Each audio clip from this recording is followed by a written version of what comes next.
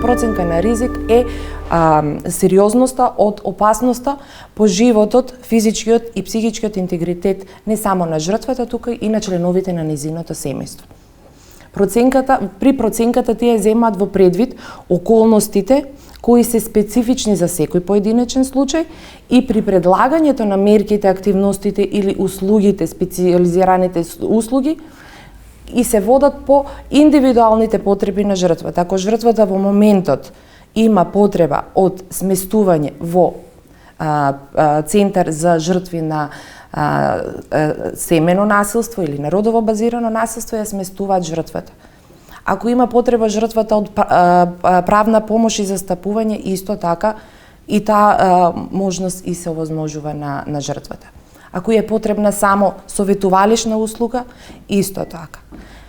Покрај овие мерки на заштита што ги превзема Центарот за социјална работа, има и Центарот може да достави и предлог, барање до суд за изрекување на привремени мерки за заштита, и овие привремени мерки за заштита се спрема сторителот.